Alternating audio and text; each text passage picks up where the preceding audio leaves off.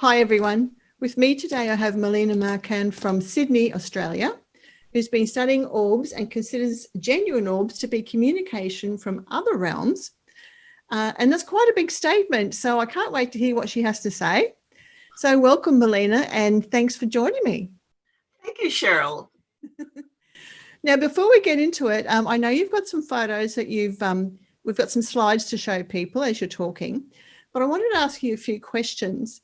But I also wanted to talk about how, just briefly, how I got dragged into the orb subject because of my interest in UFOs. So when we used to have our face-to-face meetings, people would bring photos in and they'd say, have a look at this. What do you think this is? It's an orb, and, and I can see faces in it and all those sorts of things. So, and that's probably started happening around 2002, 2003, when the orb photos really started to, come in with, yes. I guess, with the smart digital. Yes. Yeah. And, I have to say, Merlina, that in the beginning I was and I still am to a point, a skeptic. And I know there's going to be other skeptics out there too who are going to be looking at this and going, oh, I don't know. What's she talking about? Well, I was a skeptic too. Yes, yeah. But actually, when you start to look into it a lot more, I mean, there are a lot of photos with dust particles and, bugs and water droplets and all those sorts of things. But how do you differentiate between what you would call a genuine orb and those other things? What stands out for you? Well, I didn't even know what orbs were around 13, 14 years ago. And something traumatic happened to my family. And I heard about orbs. Of course, a lot of people were saying, oh, it's dust particles, it's water droplets, pollen, etc., etc. And I thought, well, I'm going to go buy a digital camera. And I did. I went and bought a little Canon 10 megapixels then. And I wasn't really getting orbs. And I used to hear people say that they were capturing orbs. And I used to see on the internet, orb pictures. And I wasn't getting any. And I was so disappointed. But about 12 years ago, I was in Greece because I've got Greek heritage.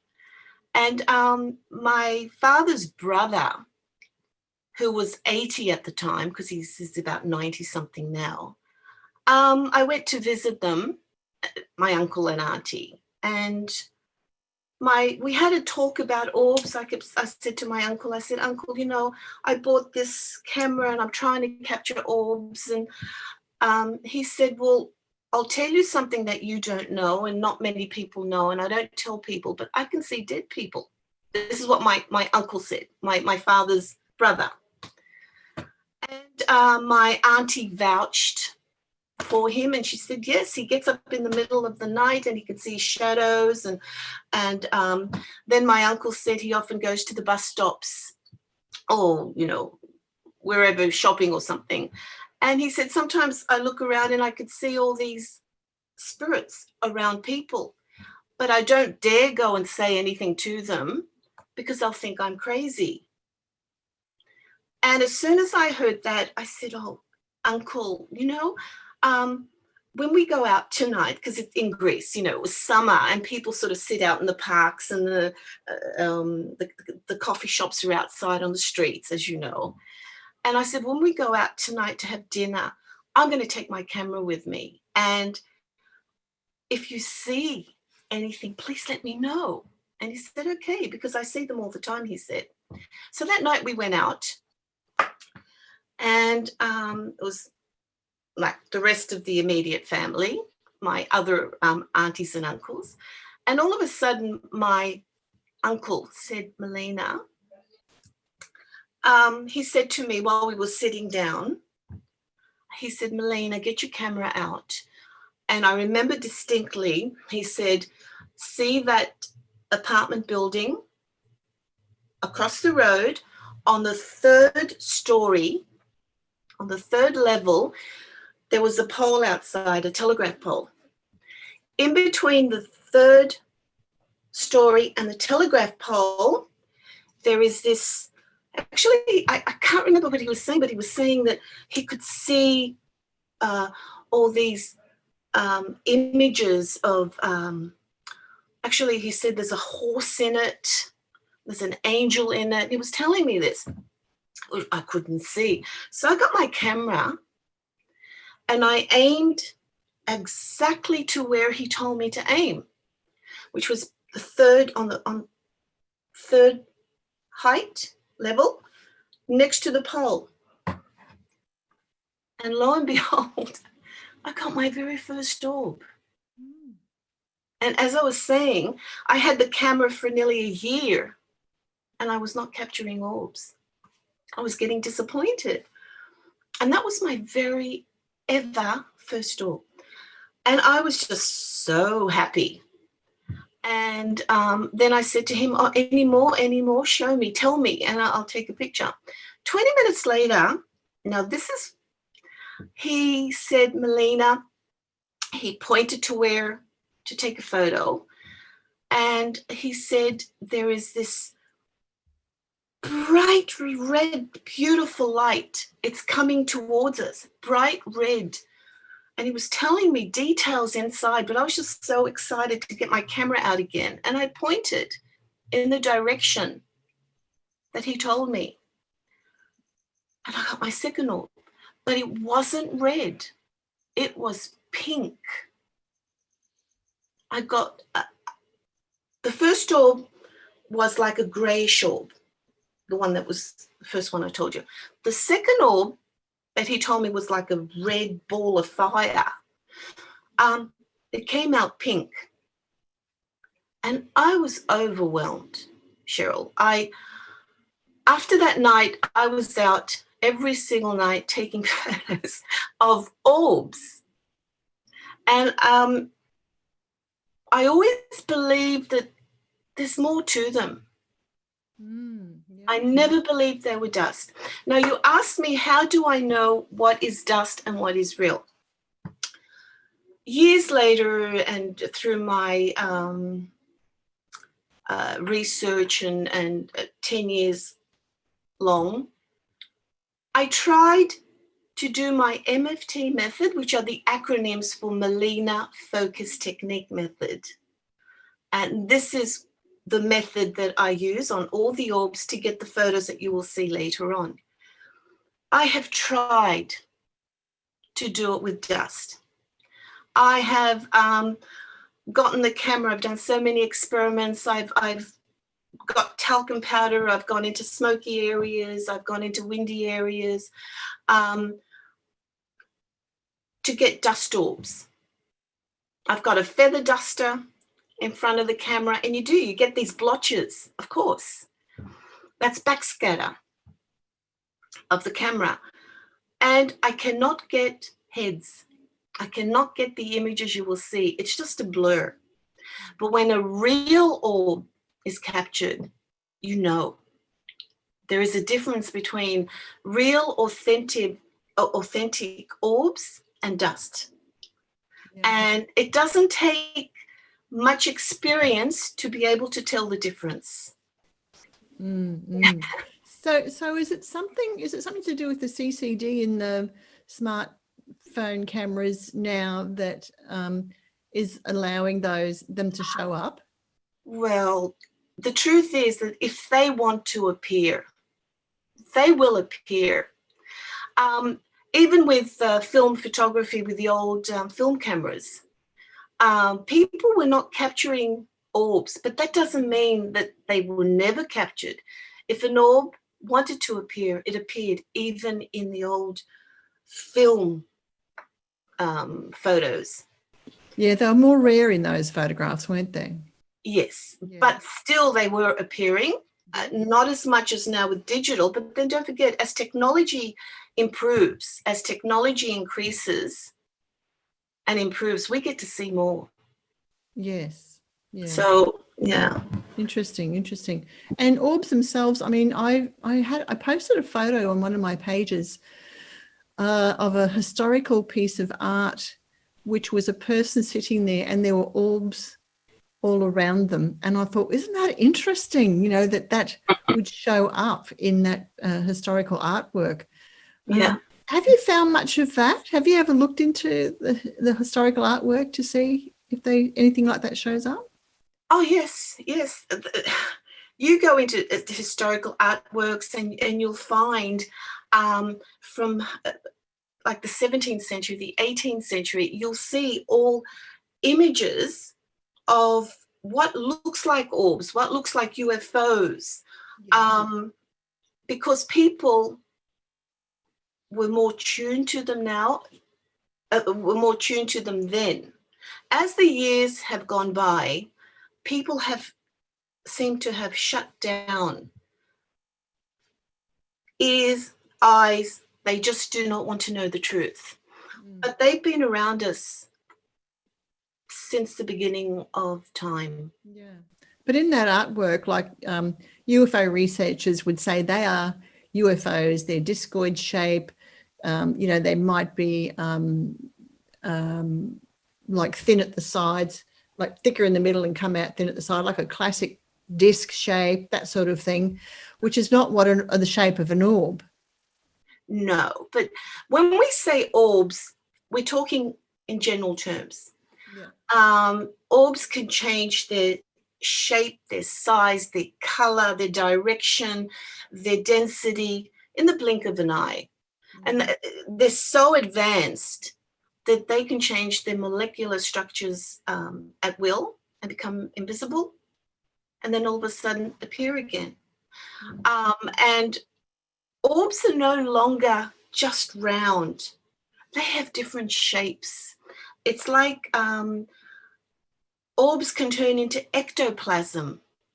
They can turn into plasmoid mists and then become a ball again. Yeah. They can shoot. They can become elongated frenzies. They could be single. Now, I want to say, if you see a perfectly round orb, a perfectly round orb means that it has stopped its motion because it wants to be photographed. Because we're talking about orbs can travel at speeds of light, if not faster, if there is such a thing. And you don't even see them. But if it's a perfectly round orb in a photo, just know it has stopped its motion and it wants to be photographed. And 99% of the thousands of photos that I have captured, my photos, my personal photos that I captured, are mostly all perfectly round. Yeah. It's very rare that I get the elongated, the slight moving. I might get a bit of little movement where they're hovering, but most of my orbs are perfectly round. Most of the orbs, when I go out, maybe they know that I'm going to study them, or I study them, and I believe that they do know. And they just stand there perfectly round, motionless. And I have read cases where they respond to people when they're meditating. They respond to questions, to prayers, all those sorts of things. They, you know, you can take one photo and there's nothing, and another. Absolutely. And nanosecond. And absolutely. And in my book that just came out like 6 months ago, I have actually said that during healing sessions or meditation or along that line, you find the orbs are translucent and transparent. And this is what I call the healing orbs, So every orb has a different mission. And when I say orbs, I'm including the plasmoid mists and the ectoplasms, right, and all these unusual shapes. But I've actually, through experience, the translucent, see-through, silvery type of orbs are the healing orbs. Mm. Yeah. So you've got a category. I think you're going to take us through that anyway. Yes, so we'll leave it till then. Yeah. And, well, a picture paints 1,000 words. So once we get into the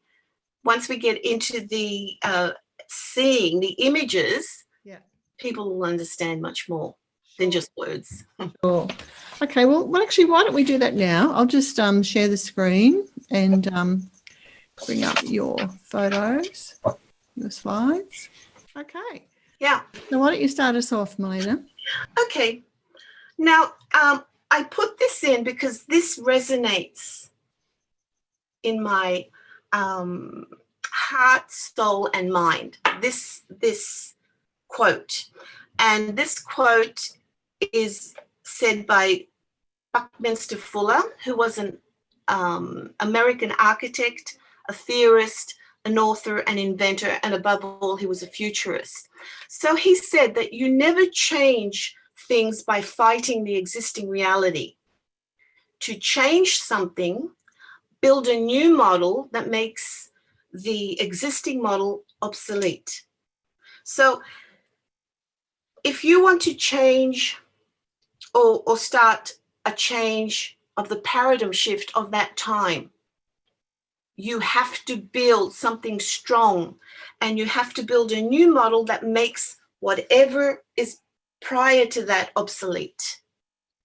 Mm-hmm. So I put this in because at the end, what I have done, my research, I believe, is a new model that will make the existing models obsolete, and perhaps start a paradigm shift once my work is tried and tested and approved by scientific methods. Okay. Can we go on to the next slide, slide 2? All right, now we're getting to my work.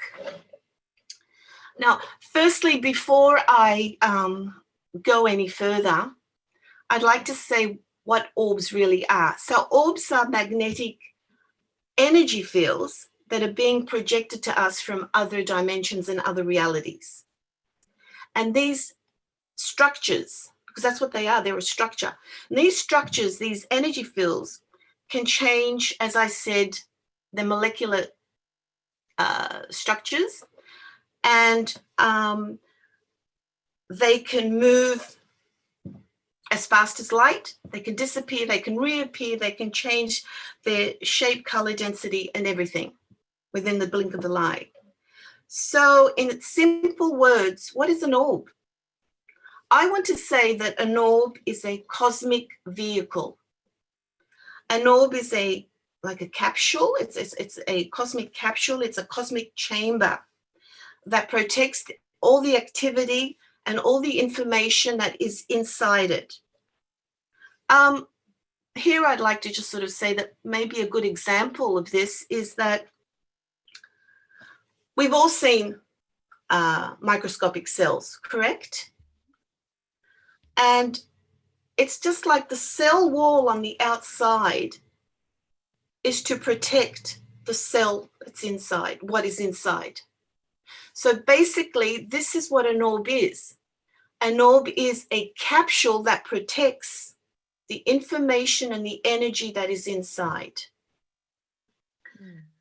And today, well, first of all, I've been able to group the orb phenomenon into various categories. And this has never been done before, ever. And today I'd like to talk about and show many differences between the alien orbs, which I call, as you can see here on the slide, I call the transcendent module ones, or module ones for short.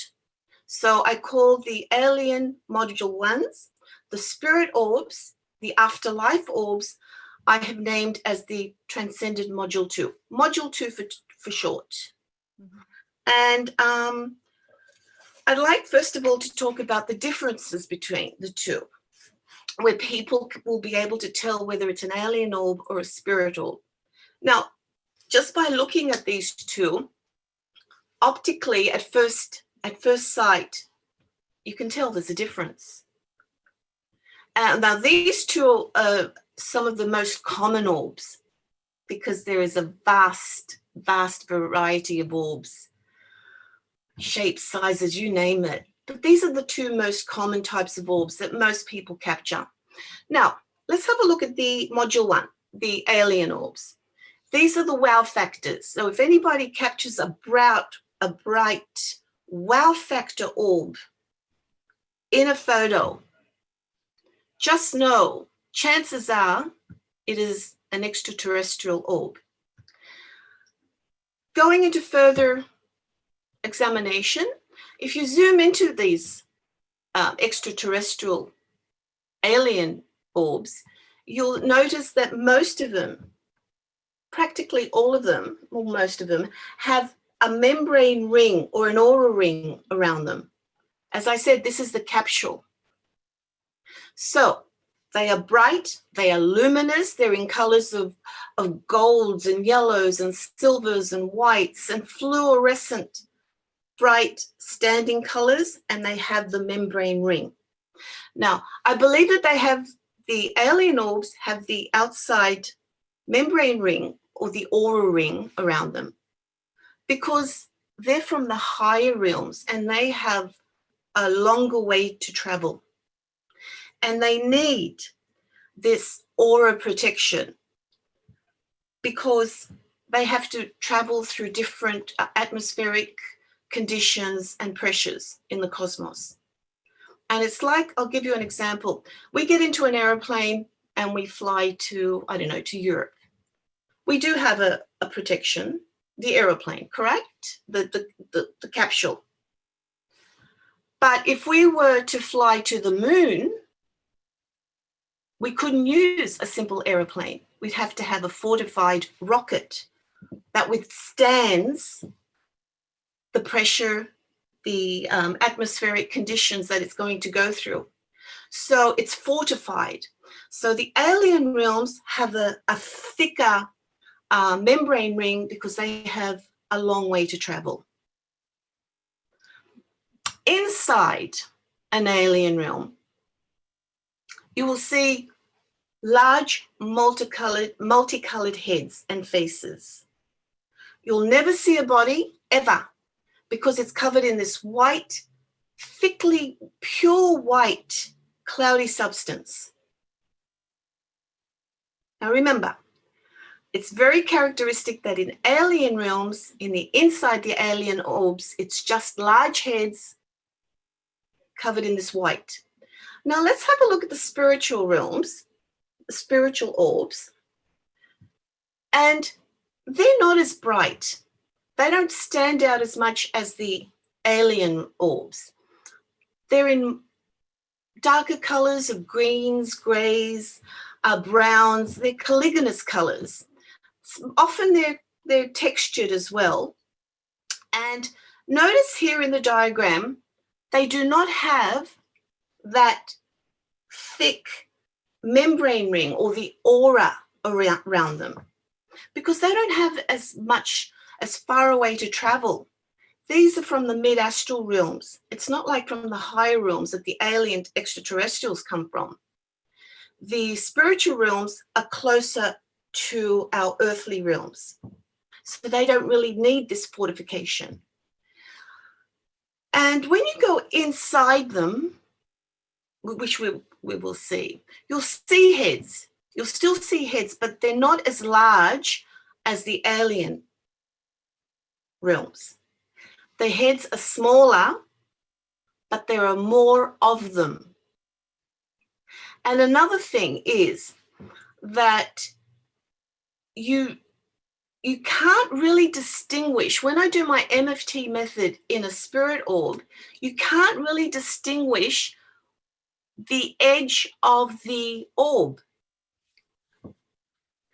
they do have protection, but it's not as distinct as the alien realms that have a very, very strong contrast. You can actually see, you know, where the edge of the orb is. And in spirit realms, you'll find a lot of the spirit heads wearing clothes or from their epoch or their era. You'll actually that you could identify with them, that they were once human on Earth. So let's just go into the next slide. If I could just make a comment about that, Yes. Merlina. Yes. That's interesting because I also run a monthly afterlife group, and the very first one that I ran, which was 9 years ago, the woman who came along and told her story had seen an apparition of a 12th century knight, and she'd seen it during the day in the lounge room, and then it started communicating with her through her dreams. And kind of long story short, she documented all this. It went on for 4 years. She went over to England, where she was tracking back the history. She was trying to corroborate the story of these communications that she was having, which she did. But she went into one of the churches over in England, I think it was, and she took photos, and in there were orbs. And in the orb, one of them I saw for myself was a knight's head with the chainmail mesh, wearing the chainmail mesh down to the shoulders. And I thought, that's incredible. That's absolutely incredible. Yes. Yeah. Yes. I've actually got orbs where you could see the top hats, like in the 1900s or something, when they used to wear their hats, or bonnets, women wearing bonnets, or some type of hairstyles of that era or epoch. Okay. Yeah, let's go into, here I've just added a few, again, just for people that are not very familiar with the orb phenomenon. The alien realms, look how bright they are in gold, silvers, blues, luminous, fluorescent colors. And if you notice, they all have the external membrane rings around them.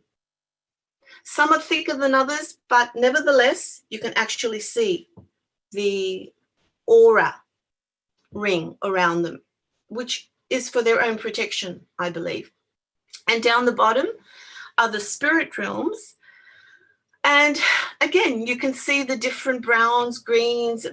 There's a whole variety of different orbs, but they are not as bright.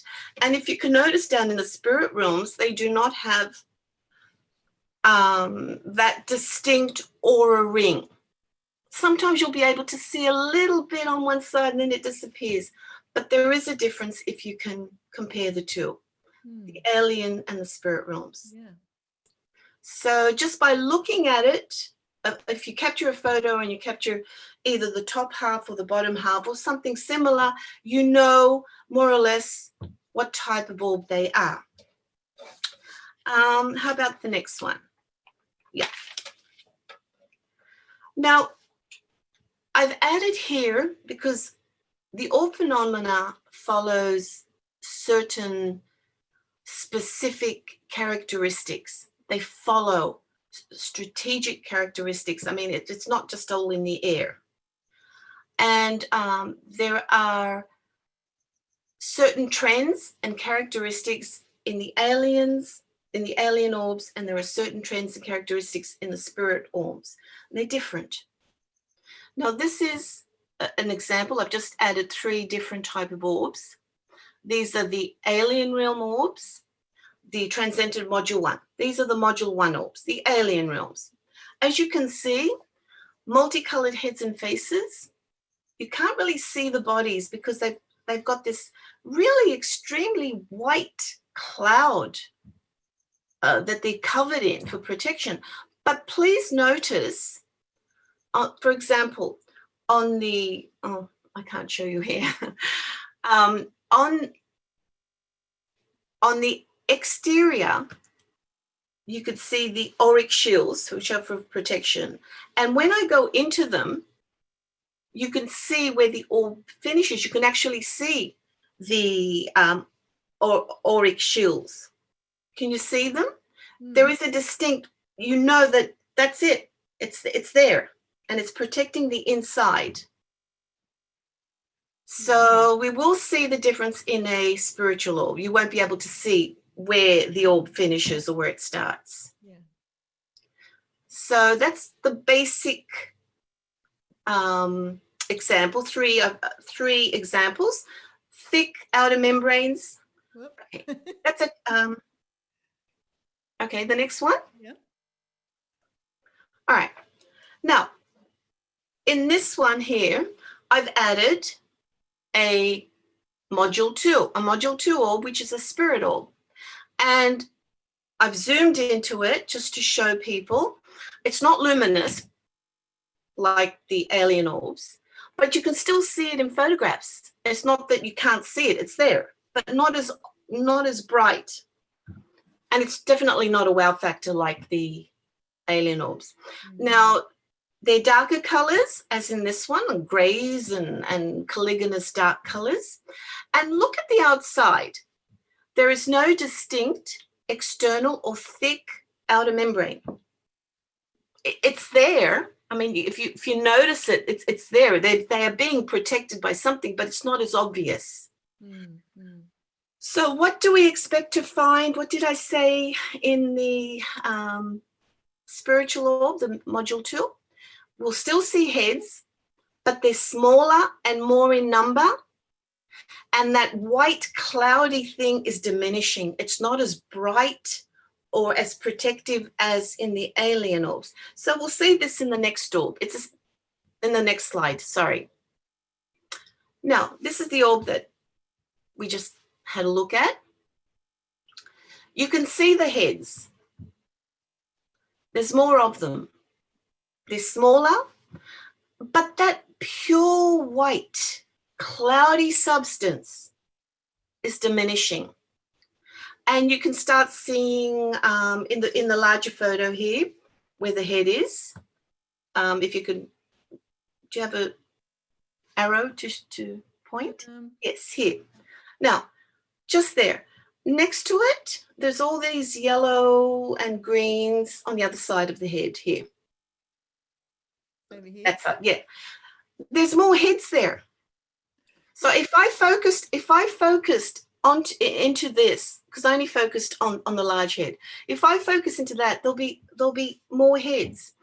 And another thing, no visible thick membrane surrounding the sentient beings where the arrows are, the green arrows at the top.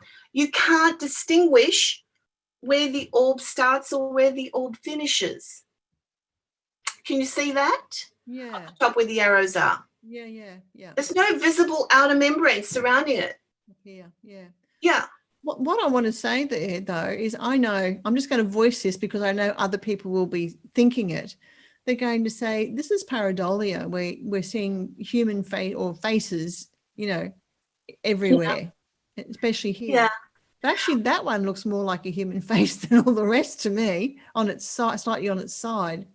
The thing is, when I started my research, of course, I was very, I was asking myself all the time, could it be pareidolia?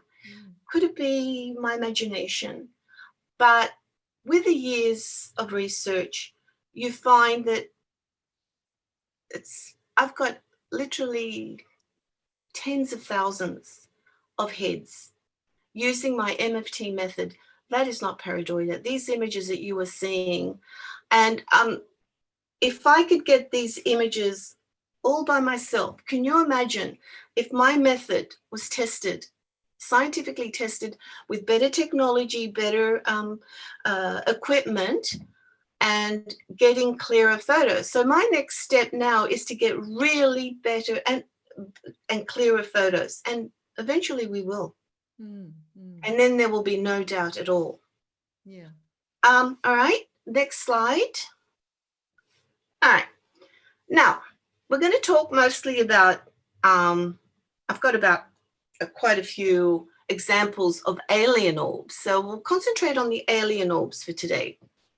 This photo I captured in India some years ago when I went to Mumbai. And we went to the Elephanta caves. And I had the same cameras.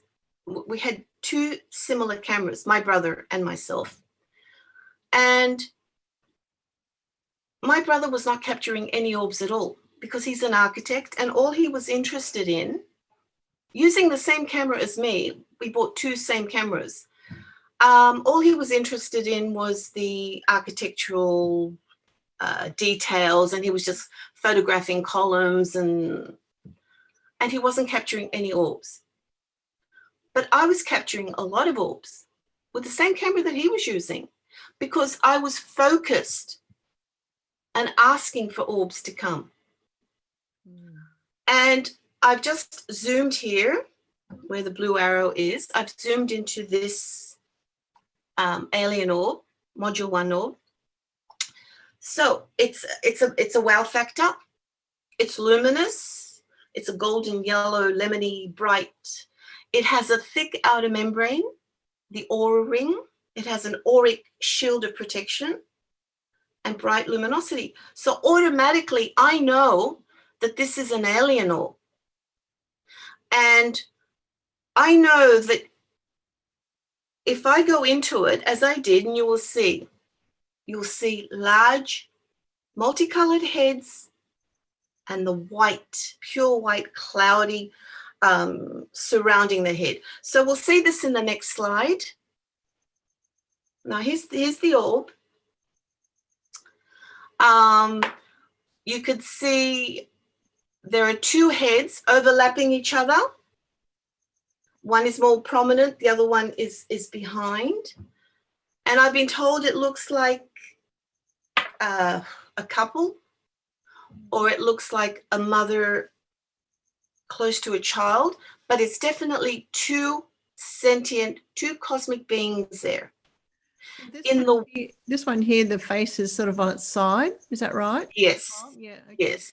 And behind that, as you could see, that's it's being underlapping. It's underlapping that head.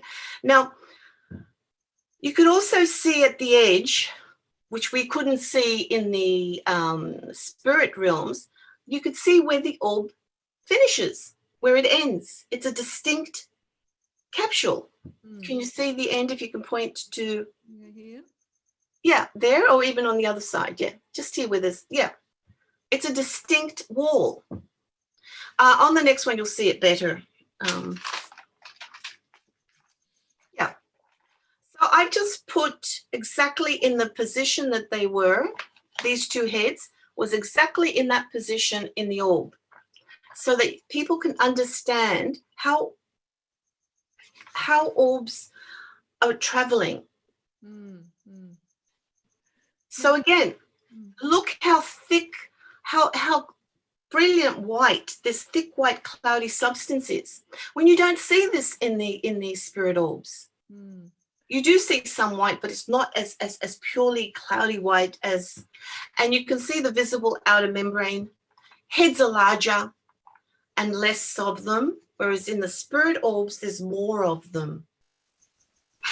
Now, this photo here, this is starting to me to look like similar images, little bit different, but similar to what they were getting in the skull experiment, where faces was showing up on film.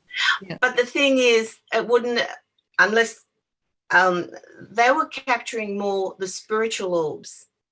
Not orbs, the spirits. Well, in the end, I mean, they captured that blue alien head that they call Blue. And I was listening to Robin Foy, who was interviewed later when they'd moved the skull experiment to Spain from England. And he said that Blue actually eventually materialized fully in the room in front of them. So I find that very interesting. So Oh, absolutely. And, you know, there were many myths. Oh, no. Oh, previous one. Back? Sorry. Yeah, back. There were many, talking about the skull experiments now, that there were many mythbusters and scientists that were trying to debunk the skull experiments, and they were just baffled because no matter what they did, no matter how they tried to debunk, images were still created on the films that were on strict supervision. So they just couldn't debunk it. Yeah. They were just so amazed because spirit phenomena was still projecting itself onto the films. And I was listening to Klaus Heinemann being interviewed, and he was saying that at one time that orbs showed up on the film of a friend's camera, and the lens cap was on. Yeah. And he said he himself put the film in the camera for his friend, but the friend had forgotten to take the lens cap off, but the orb still showed up on film. How does that happen? Well, because if they want to show up, they have the means to do it. Even with the skull experiment, it got to the stage where the scientists and the debunkers were saying, no, we're not going to use your films, we're going to get our films. And they were brand new films, and they were cutting them, opening them up, and still images were being displayed of the spirit world. Yeah, locking them up in boxes and everything. That was fascinating. Exactly. And still, they just couldn't debunk it. Yeah. So we'll go into the next one now. Okay. We'll go quickly on these. Here's another one. This one I captured in Joshua Tree Desert when I went to the UFO conference a few years ago in California. And you can see all the people waiting in line. We were going to, I think it was the Melinda Leslie Night Watch. And I thought, well, I'll just take a few photos. And every single photo I was taking, there were UFO, there were alien orbs. And I decided to do this one. That's the brightest one. The zoom in, you can see it has the thick auric shield around it, the thick membrane. So, of course, what would we see? Large, multicolored heads and the white. Next slide. All right, now here are the sentient heads.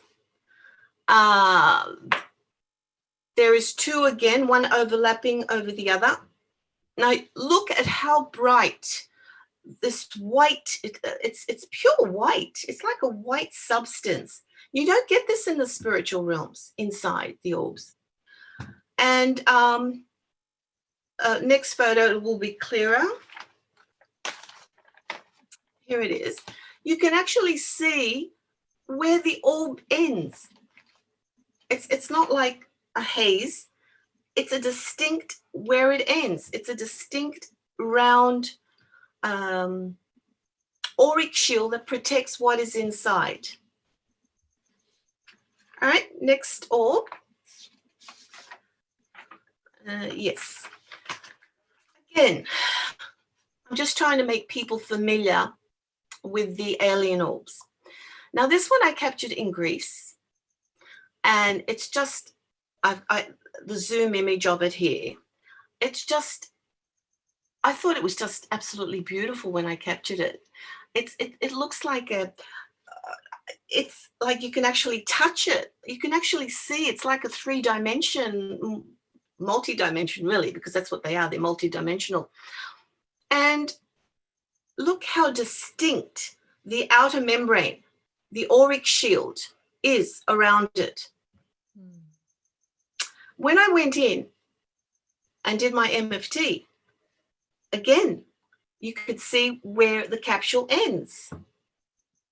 And it's a thick auric shield. So I think the thicker the auric shield, the farther they've had to travel. As I said, it's like a rocket.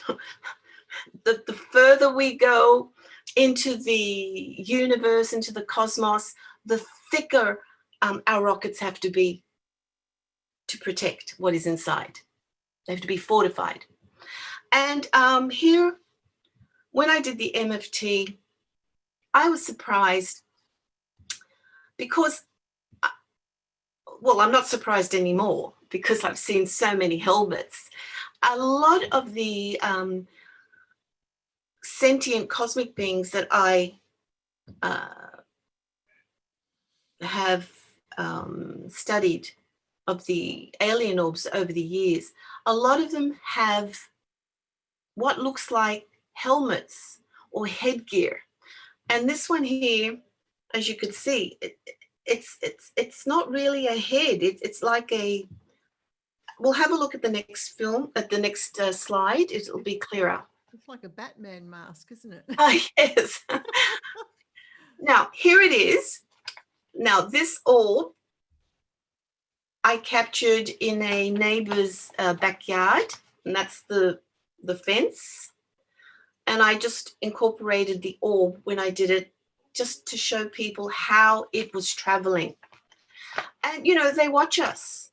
They can see us. They can feel our thoughts. They can understand our thoughts through consciousness. So while I was taking this particular photo in my neighbor's backyard, this is what was watching me. This is what was looking at me directly. Next one. All right.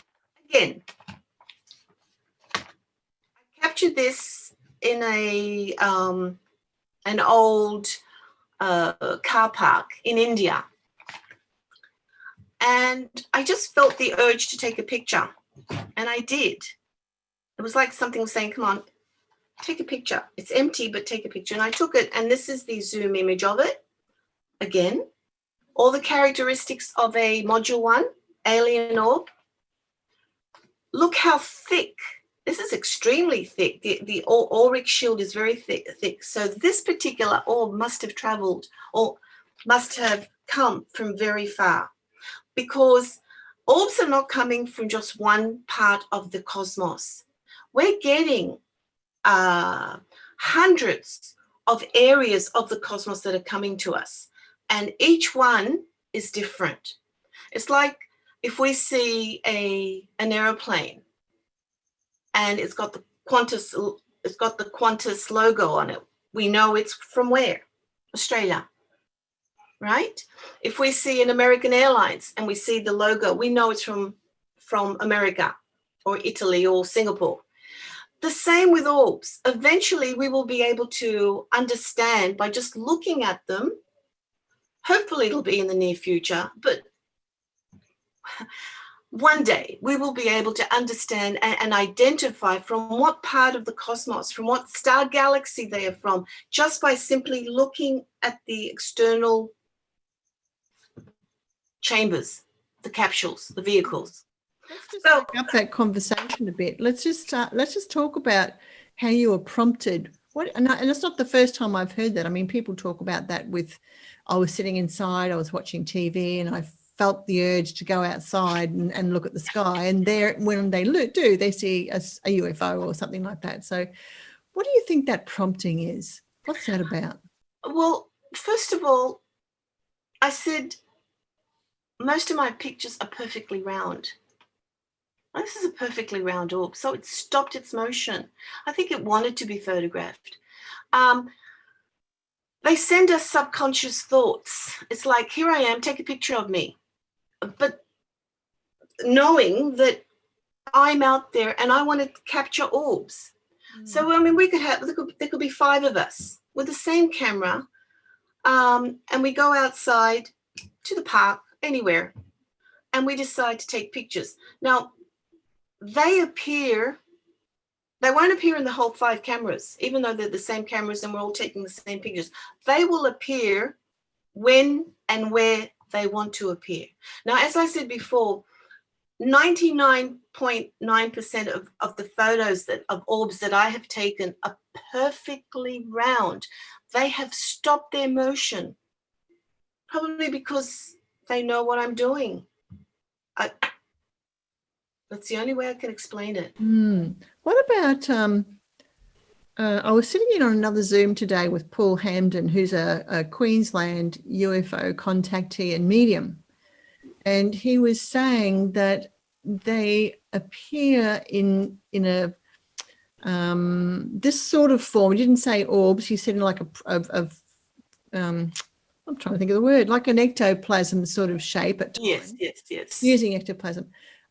So as people have time to adjust, and it's not just a mental or emotional adjustment, there's also a physical adjustment to go on too before they actually fully materialize with people. And he was saying because he would have, after he'd had these contact experiences, he could have headaches and a blood nose and all those sorts of things. And it took about 2 years for his body to actually adjust to their proximity. What do you think of that idea? Well, I don't have headaches, or I don't. So this is something I can't, but I do believe I have been guided. As I say that in my book, at the very beginning, I have been guided. And I get thoughts, messages that come out as thoughts. And I believe, and as I said, for confirmation, I often get this little tingling when I'm doing my research from the very beginning. If I was onto something that was correct or good, or, you know, I was making, what's the word? I was onto something, I would get a tingling reaction here on my head. And with time, I learned that this is confirmation, as if to say, yeah, keep it up, because that's what you have to do. And I get this with my orbs. I don't get these moving orbs like other people get moving orbs and they're all over the place, or they're in lengthy, traveling fast. I get these. These are the orbs that I get. Anyway, we'll see what's inside now. Yeah.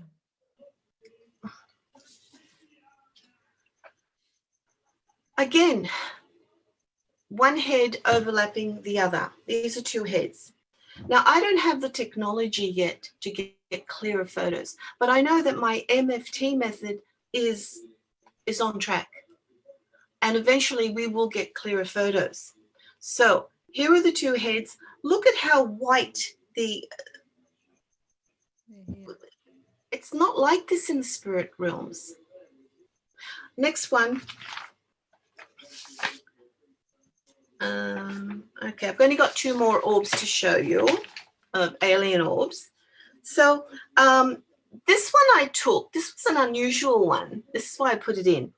And I took it from the date of 2012. This is at the beginning of my research, really.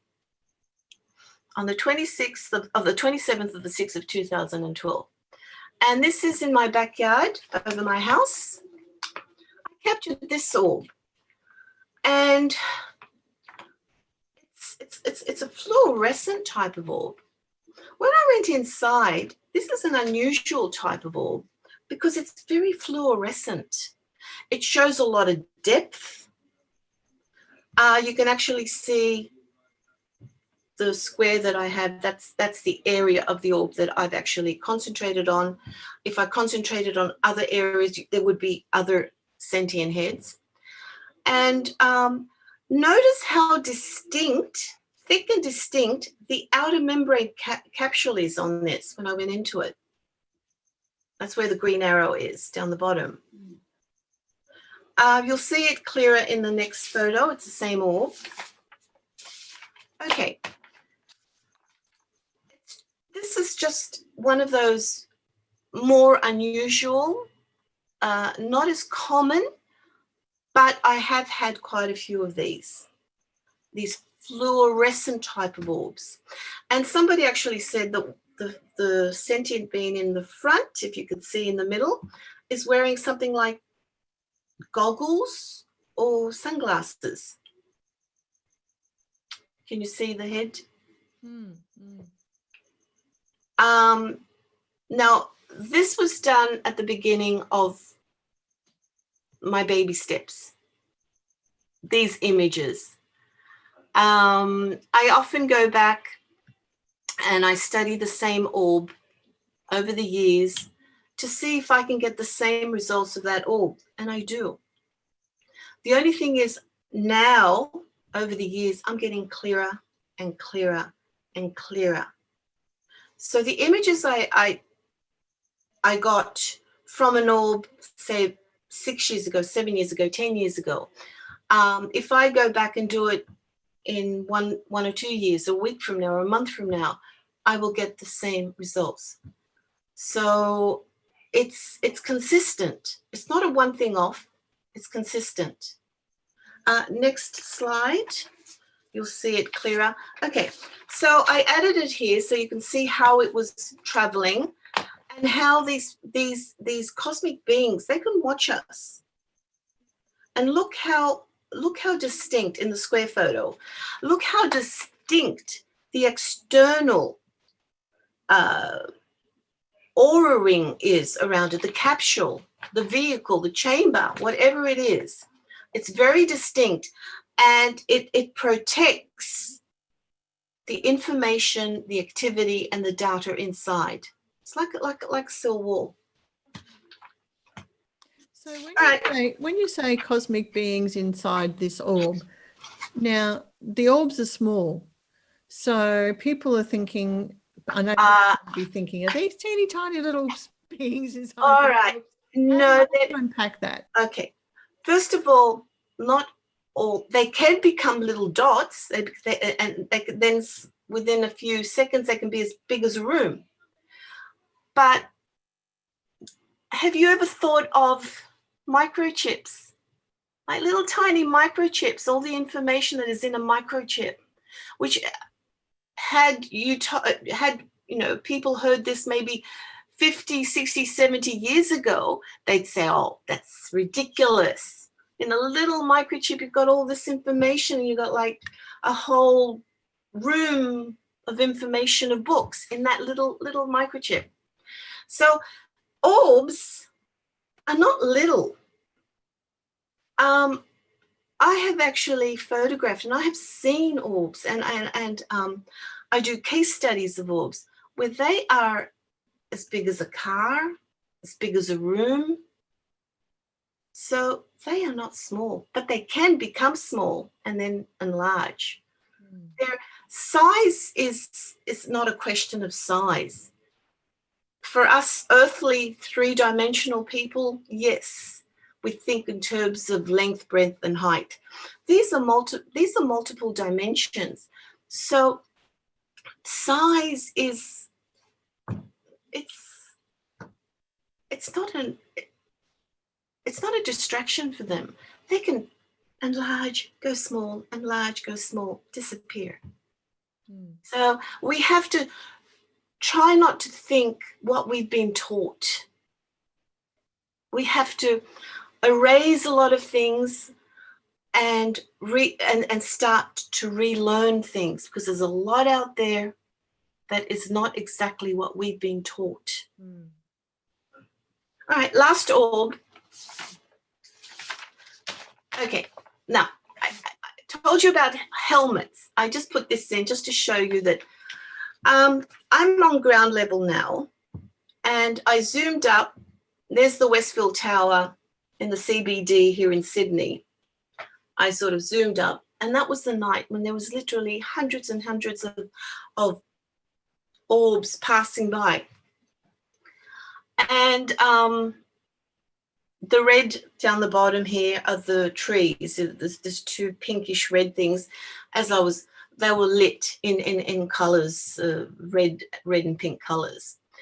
But I studied that big orb, Module 1 orb, which is an alien orb. It has all the characteristics, the thick membrane around it, it's fluorescent, it's bright, it's luminous. And next photo.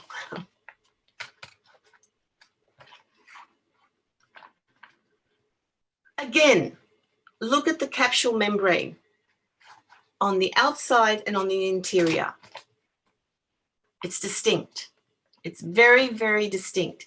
And this is where I was getting a helmet type headgear on what looks like a male sentient head. Next photo, you'll see it clearer. All right, so I've got them here. I've added a slight different contrast, and just notice how brightly white that cloud is again. Only in the module 1, which is the Alien Orbs, you'll get this extremely white, pure white, protective, whatever it is, but it's for protection, I believe. Bodies can't be seen. You'll never, ever, ever, ever see a body attached to the heads. It's like they're covered or they're protected, or bodies don't exist. And again, look at the top right. See that blue on the external? Yes, that is the end of the capsule. You don't get this in Alien Orbs. Next one. Oh no, we missed one. Go back. We missed. Unless it's the one after with all the other. This one? There was one. There was one where it just said the orb phenomenon is bringing a new light. Doesn't matter. Okay. I think you missed putting that in. Okay, right. That's okay. No worries. No worries. The previous slide that is missing, not this, in between, the one that you didn't put in. That just showed that the orb phenomenon is bringing a new light to our understanding of the universe, and that intelligent life forms are visiting us from other realities inside the orb phenomenon. Now we can go to this. Well, that's okay. Things like that happen all the time. And what I want to say is that there have been many, many, many alien varieties that have been officially categorized, catalogued by governments all around the world. I'm sure you've heard and you know.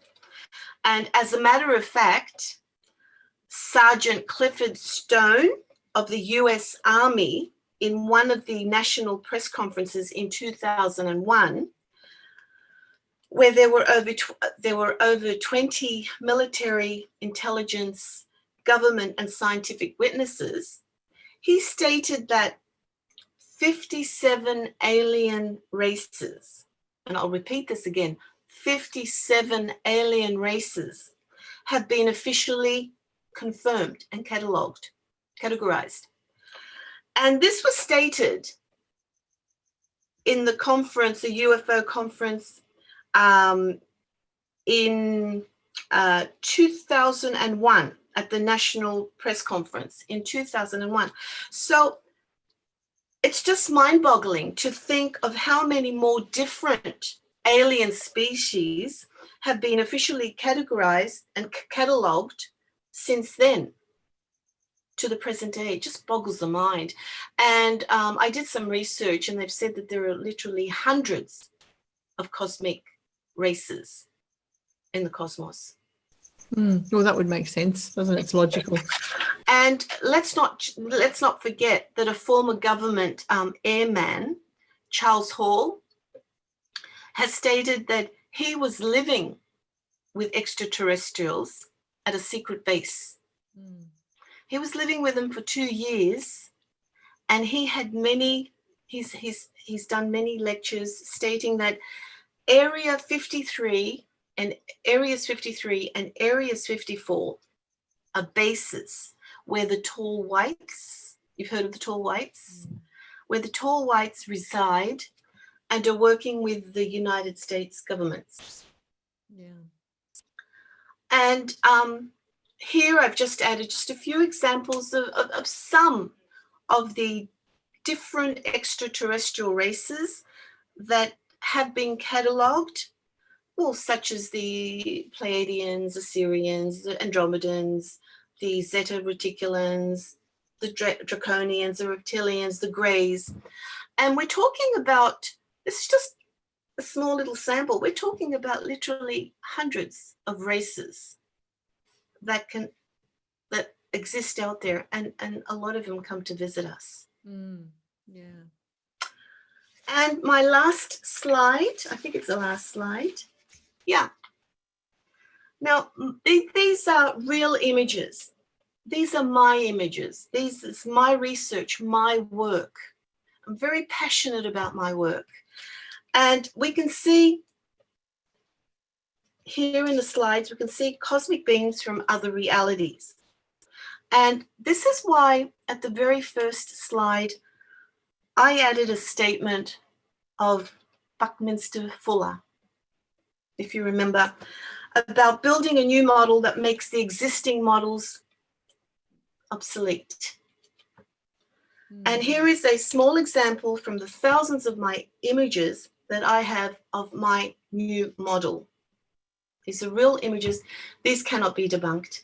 And I'm really trying hard to get my work scientifically tested by a peer review group scientific panel. And my work shows real and authentic images of cosmic beings from beyond our earthly reality that cannot be dismissed as fake. So my quest is to get my work tested. That's what I want. I'm willing to show them how I do it. It's very hard because I'm not a scientist. I'm just a citizen researcher. It's very hard to get my foot in that scientific door. But once I get my foot in that door and they test my MFT method, then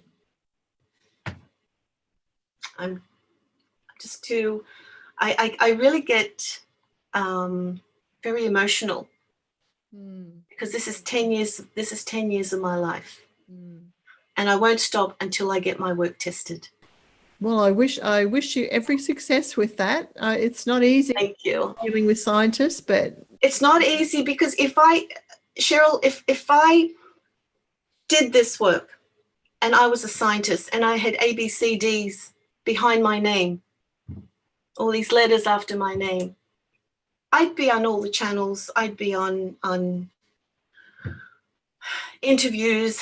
I'd have other scientists wanting to test my work, but because I'm not a scientist, it's a hard. I don't know about that. Look what happened to John Mack. I mean, he wasn't a scientist, but he was, a Harvard professor of psychology or psychiatry. But still, he had ABCDs after his name. He was a Harvard professor. Yeah, and he still had a hard time. He nearly got kicked out. Yeah. Well, I don't mind being kicked out because I don't have